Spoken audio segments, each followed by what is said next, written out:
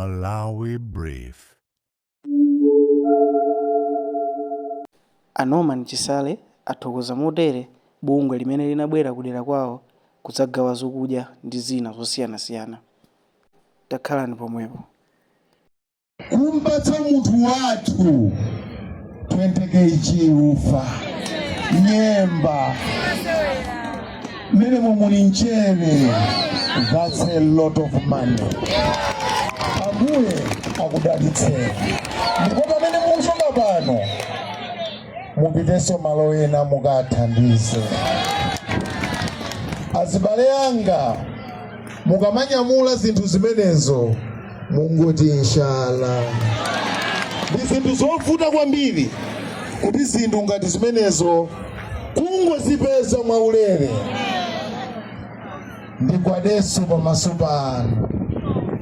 Amene atenge katundu ameneyo ndikukagulitsa.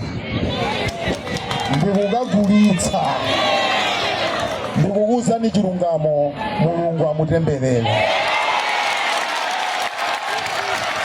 Chifukwa anthu awa ali ndi zambiri achikuzokhala, ali ndi zambiri zoti bweza akuchita m'manyumba mwawo, nda bizinesi amapanga zinthu zawo, koma ataya nthawi yawo kuti tipite kuntchewu tikawathandize anthu awa.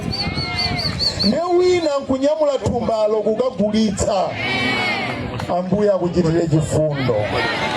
Olo Allah kumwambako akuyang'ane mwapaderadera ukakangogulitsa.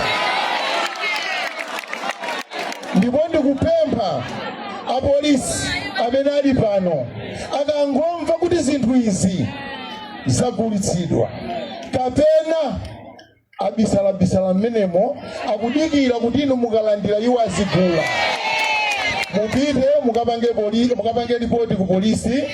Ndipo ine ntchito yanga apita muthalika anandipatsa makindu nyolo manga anthu osamva.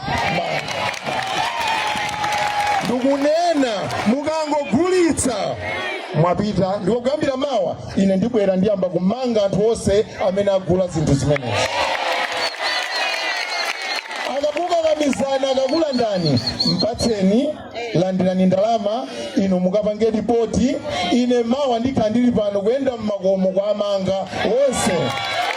Ngati amene tayima uko, ngati tindi chidwi chokuti tabwera pano kuti tigule, go ahead. Titana, go ahead. Gulani. Anthu akulira nafe uko. Kulira. Nde ine ndidzambira mmodzi mwanga muno. Afumu ndikunama. Ino, kupereka katundu yeseyo, mafuta ophikira ndalama zinga. Ndisakutayitseni nthawi, tiyeni tipange